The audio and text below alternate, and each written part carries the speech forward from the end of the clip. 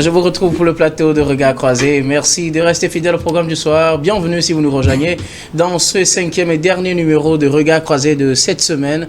Encore 4 sujets à aborder avec nos invités. Nous parlerons d'abord du Rwanda et de l'Union européenne. Un accord de coopération sur les matières premières suscite la controverse. Notre deuxième sujet concerne le Sénégal. Pour parler de la présidentielle, Macky Sall ne fixe pas de date mais évoque la fin de son mandat. Troisième sujet, le Niger, accusé d'être lié au putsch contre Bazoum, Mahamadou Issoufou compte porter plainte. Puis nous terminerons bien évidemment par le Togo, élection qu'Audi Togo saisit la commission de la CEDEAO. Et pour en parler ce soir, 3 invités sur ce plateau. Avec moi, Ambroise Kponjo, vous êtes journaliste, directeur de publication de The Guardian. Bonsoir Ambroise et bienvenue. Oui, bonsoir Guillaume, bonsoir les confrères ici présents, bonsoir ceux qui nous suivent de loin. Merci beaucoup à vous d'avoir répondu à notre invitation. À côté de vous, Eric Johnson, vous êtes journaliste, directeur de publication du journal L'Union. Bonsoir Eric et bienvenue. Bonsoir Guillaume, bonsoir chers collègues, bonsoir chers amis, téléspectatrices et téléspectateurs de New World TV. Notre troisième invité ce soir, Jérôme Sossou, vous êtes également journaliste, directeur de publication du Triangle des Enjeux. Bonsoir Jérôme et bienvenue. Oui, bonsoir Guillaume, bonsoir à mes chers confrères panélistes, bonsoir à tous ceux qui nous suivent depuis l'opposition. Alors, avec vous, nous allons aborder notre premier sujet. Nous prenons la direction du Rwanda pour parler de cet accord signé en mi-février. Il y a de cela donc 2 semaines, une semaine plutôt, avec l'Union européenne. Un accord qui permet à l'Union européenne d'investir dans le pays en matière d'exploitation minière, des minerais visés, surtout le coltan, qui suscite donc la réaction de la République démocratique du Congo, pays voisin dont l'Est est en crise justement à cause de l'exploitation de ses ressources à part des groupes rebelles dont l'un est soupçonné ou bien on accuse le Rwanda de soutenir l'un de ces groupes, le M23. Pour la République démocratique du Congo, l'Union européenne, à travers cet accord, encourage donc l'intervention indirecte du Rwanda dans ce conflit en soutenant les interventions ou bien les attaques du groupe rebelle M23. Réaction donc de la RDC qui n'a pas été du tout appréciée par l'Union européenne, qui estime que cet accord n'est en rien un soutien apporté au Rwanda. Mais la question subsiste, peut-on soutenir le Rwanda dans cette affaire? Le Rwanda exploite-t-il du coltan? Est-ce que la République démocratique du Congo a des raisons concrètes d'en vouloir à l'Union européenne de signer cet accord avec son voisin rwandais, Jérôme? Oui, la matière première dont on parle, le coltan bien sûr, permet de toute façon à la fabrication des smartphones et puis des ordinateurs de haut de gamme. Et donc c'est une matière précieuse à mon sens. La RDC accuse justement le Rwanda d'exploiter son sous-sol parce que pour elle, le Rwanda ne dispose aucune matière première du sous-sol. C'est-à-dire que le sous-sol du Rwanda ne dispose pas justement de cette matière-là. Et elle se pose la question de savoir comment est-ce que le Rwanda est pu arriver à signer un accord avec l'Union européenne alors que son sous-sol est pauvre. En cette matière-là. Oui, mais c'est une question que moi aussi je me suis posée. J'ai suivi un peu la réaction du ministre des Affaires étrangères de la RDC. J'ai suivi également les réactions d'autres groupes de jeunes de la RDC et qui soutiennent que l'Union européenne, à cause de cet accord, est en train de soutenir le M23, c'est-à-dire les rebelles qui créent des soucis dans l'est de la RDC. On se rappelle également où on sait que cette partie de la RDC est massivement riche en sous-sol et donc on ne peut pas comprendre, on ne peut pas comprendre pourquoi est-ce qu'un pays qui ne dispose pas de richesse minière pourra quand même aller signer un accord, un contrat avec l'Union européenne pour l'exploitation de ce sous-sol-là. Et si la RDC accuse l'Union européenne de soutenir les rebelles, moi je suis d'accord avec elle, parce que on ne peut pas signer un accord sans que il y ait de retombées pour les deux groupes. C'est-à-dire que celui avec on a signé l'accord, on doit chaque partie doit avoir quand même un bénéfice. Et donc pour moi, si véritablement ce que reproche la RDC à l'Union européenne est vrai, est avéré, je pense que on doit faire en sorte que cet accord soit quand même annulé. Sinon, moi je peux pas comprendre pourquoi est-ce que quelqu'un peut se lever et soutenir par quelqu'un d'autre, exploiter le sous-sol de quelqu'un et maintenant alimenter les rebelles contre le même pays. Ça ne se comprend pas du tout. Donc pour moi, véritablement, il va falloir que, comme la RDC l'a demandé, que l'Union européenne explique sa position par rapport à cette situation-là, pour quand même mettre fin à cette controverse dont il est question à ce jour. Merci beaucoup à vous. Jérôme, pour votre intervention sur ce sujet, il faut rappeler qu'il y a une région, en tout cas rwandaise, et qui, selon les Rwandais, dispose du coltan, mais qui n'est pas exploité. Il s'agit de la région du Gatumba, sur la crête du Congo-Nil. En tout cas, c'est ce qu'ils disent. Donc, pour justifier cet accord d'investissement... Non, mais les Congolais ne sont pas d'accord avec cet argument-là. Oui, je donne l'argument des autres pacifistes. Les Congolais disent que c'est leur minerai qu'ils vont exploiter pour s'enrichir. Il s'agit d'un accord d'investissement de l'Union européenne qui permet d'exploiter le coltan en République démocratique du Congo. On sait que c'est un minerai exploité de façon peut-être artisanale, mais aussi irrégulière en République démocratique du Congo. Il fait partie des sources du conflit dans l'est de ce pays. Alors, Ambroise, la RDC s'indigne de la signature de ce accord entre l'Union européenne et le Rwanda, qui, selon la RDC, n'a pas ces matières premières, notamment le coltan, qui serait l'une des principales matières concernées par ce plan d'investissement de l'Union européenne. Oui, ces interrogations sont peut-être fondées dans le sens que d'aucuns peuvent se poser la question de savoir de quoi je me mêle. La RDC n'est pas le Rwanda. La RDC, les dirigeants de la RDC ne sont pas des géologues pour savoir si un minerai ou pas existe dans le sous-sol rwandais. Sauf que ce qui attire les mouches, c'est tout simplement la cupidité exposée par les Rwandais depuis le temps de Mobutu jusqu'à Joseph Kabila, où on a toujours senti qu'il y a des Banyamulenge, des Congolais d'origine rwandaise qui sont déjà au niveau de la côte et qui agissaient, qui exploitaient des ressources végétales, y compris minières artisanalement, qui a même amené cette guerre de M23, une rébellion dont certains disent qui ont été complètement créée par le Rwanda pour pouvoir continuer le pillage des ressources de l'Est du Congo, notamment le Kivu, et une zone immensément riche. Et donc, ça conforte la thèse donc, des Congolais qui soupçonnent le Rwanda de s'ingérer dans leurs ressources minières pour les vendre aux étrangers, c'est-à-dire aux Occidentaux. D'autant plus que les Américains et les Français ont déjà été accusés de traiter avec le Rwanda. Même les Anglais. Et connaissant la richesse de ce pays, un scandale géologique qu'on a au Congo, avec toutes les matières premières possibles au Congo. Et donc, on ne peut que s'attendre à ce que d'autres pays, notamment l'Ouganda, on parle seulement du Rwanda, mais il y a aussi l'Ouganda. L'Ouganda qui maintenant militairement coopère avec la RDC pour chasser les rebelles, hein, pour le moment. Oui, ça c'est un jeu, pas de ping-pong, mais c'est un jeu calculé de la RDC pour attirer le voleur sur son terrain pour savoir si réellement ce qui se disait est confirmé. Parce qu'on parle du Rwanda, ça c'est ce qui est visible.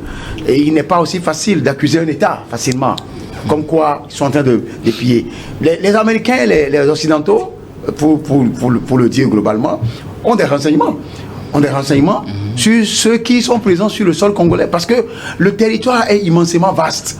Au point que le Congo même, les autorités congolaises n'ont pas la possibilité de tout voir, de voir ce qui se passe. Les gens peuvent se nicher quelque part au Congo, dans un village, qu'aucune trace de leur présence ne soit révélée aux autorités congolaises, même aux renseignements congolais. Donc aujourd'hui, il est clair et démontré que le Rwanda intervient au Congo. Pour quelle raison? Sûrement pour des ressources minières. Et ça ne date pas d'aujourd'hui. Ça date de très longtemps.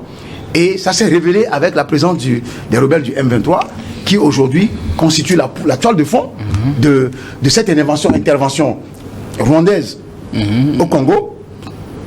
Parce que on se dit que si nous-mêmes nous intervenons directement par nos militaires, on saura, créons une rébellion et envoyons là, comme il y a plusieurs types de rébellions déjà au Congo, on peut se dire que c'est encore un autre groupe de rebelles, mais qui sont dissociés du Rwanda. Alors qu'on voit, les populations voient souvent des militaires rwandais qui atterrissent sur le sol congolais. Le Rwanda a toujours nié cela et a estimé qu'il s'agissait d'une affaire interne au Congo et que la République démocratique du Congo doit gérer elle-même pour pas qu'on implique le Rwanda. Est-ce que cela explique le fait aujourd'hui que la RDC s'indigne d'un accord trouvé entre le Rwanda et l'Union européenne sur l'exploitation d'un minerai qui, selon le Rwanda, serait aussi dans son sous-sol?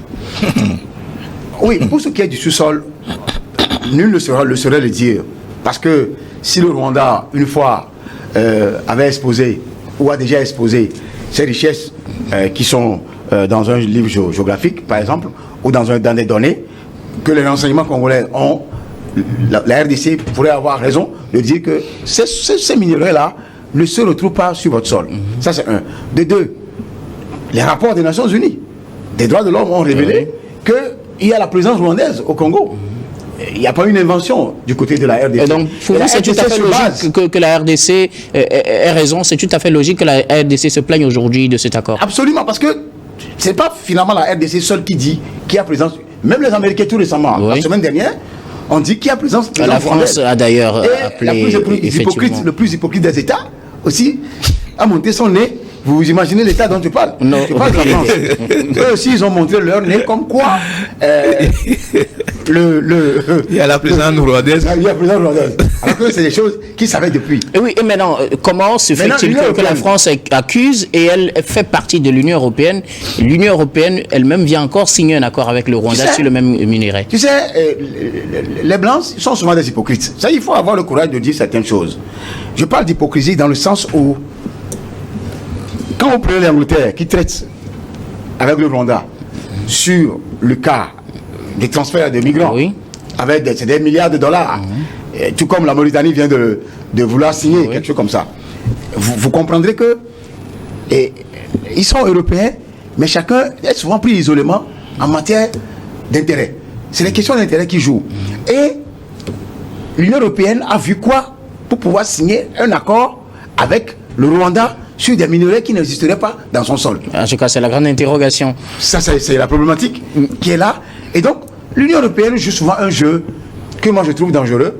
Vous savez, le Congo, c'est un pays qui est pro-belge. C'est-à-dire que quand je dis pro-belge, c'est la ex-colonie belge. C'est la Belgique qui a colonisé. Mais il y a ceux-là qui détiennent le droit de veto au Conseil de sécurité, qui sont souvent les gendarmes partout. Vous les connaissez. Les États-Unis, la France, l'Angleterre. Et la France brandit toujours son droit de veto comme étant le temps de Louis XIV est passé. Le temps de Napoléon Bonaparte, c'est passé. Merci beaucoup à vous, Ambroise. En tout cas, on vous a compris. Merci beaucoup. Alors, Eric Johnson, la République démocratique du Congo critique cet accord, ce plan d'investissement signé entre l'Union européenne et le Rwanda. C'était plutôt ce 19 février. Un plan qui permet l'exploitation du sous-sol rwandais et des minerais visés, parmi lesquels le coltan, qui est un minerai source de conflit en République démocratique du Congo, où on estime que le Rwanda soutient le groupe rebelle M23 pour déstabiliser l'est donc de la RDC, pour exploiter justement parmi tant d'autres minéraux ce coltan. Alors, Je pense qu'il faut aller un peu plus au fond de cet accord de coopération, puisque cet accord de coopération a été déjà signé entre l'Union européenne, la RDC, Oui. la Namibie, la Zambie, en Afrique déjà. Ça veut dire que l'Union européenne signe ces accords de coopération avec différents pays. C'est pas seulement en Afrique, mais également en Amérique du Sud, comme l'Argentine, le Chili, en Asie même, hein, comme l'Ouzbékistan. Sauf que les minéraux visés ne sont pas toujours les mêmes. Attention, attention. Nous devons aussi reconnaître que l'Union européenne signe ces accords-là dans une certaine perspective. Et surtout, il ne faudrait pas se jeter tout de suite sur le seul minerai, Le coltan. Pour condamner de facto cet accord de coopération. Car en réalité, cet accord permet la traçabilité de ces minéraux-là. Ça veut dire que si le Rwanda doit vendre ces minéraux à l'Union européenne, il faut forcément que la traçabilité soit bien suivie. On saura d'où ça vient. Et qu'on sache effectivement d'où proviennent ces minéraux-là. Et il ne faut pas aussi dire tout de suite que le Rwanda, son sous-sol ne regorge pas de minéraux. En tout cas, c'est ce que dit la RDC. C'est ce que dit la RDC. Mais qui accuse le Rwanda de venir exploiter son coltan. Oui, oui. C'est pour ça que je parlais de ce seul minerai. Parce que l'accord concerne le tintal, l'étain, l'or, le tungstène. Et tous ces minéraux-là se trouvent également sur le sol rwandais. Ouais. Je veux bien croire, parce que là où cet accord me pose un problème, c'est là où on parle d'état de droit au Rwanda. Alors que dans le même temps, les opposants rwandais subissent le courroux du régime rwandais. On ne peut pas me dire que nous signons un accord avec un pays comme le Rwanda parce que c'est un pays où l'état de droit est vivifiant. Non. C'est là où cet accord-là me pose personnellement. Pour vous, c'est l'aspect droit de l'homme, pas l'aspect sous-sol. Oui, parce que c'est ce qui a été souligné dans cet accord. Il faut lire un peu l'accord pour comprendre l'esprit dans lequel cet accord a été signé. On veut suivre les minéraux qui quittent le Rwanda pour être vendus ailleurs. C'est comme aujourd'hui, il y a des minéraux que notre pays n'a pas, mais qui transitent par notre pays. Et lorsque ce minerai-là quitte notre pays, il faut qu'on sache d'où ça vient, dans quelles conditions ce minerai-là a été extrait, et est-ce qu'il y a eu quand même quelque chose pour les populations, parce que nous parlons des responsabilités sociétales des entreprises d'extraction. Aujourd'hui, nous sommes tous liés à l'ITIE, qui est cette forme de suivi des industries extractives. Et donc, je dis, oui, le Rwanda intervient à travers la rébellion M23. Ça, c'est reconnu par tout le monde en RDC. Mais cet accord qui a été signé a quand même des dispositions qui ne peuvent pas convaincre qui que ce soit, surtout quand on me parle d'état de droit. Mais, une fois encore, je le dis, quand j'ai lu une partie de cet accord, je dis, il y a quand même matière à réflexion. Merci beaucoup à vous. Nous allons marquer la première pause, puis on revient juste après pour la suite de cette émission.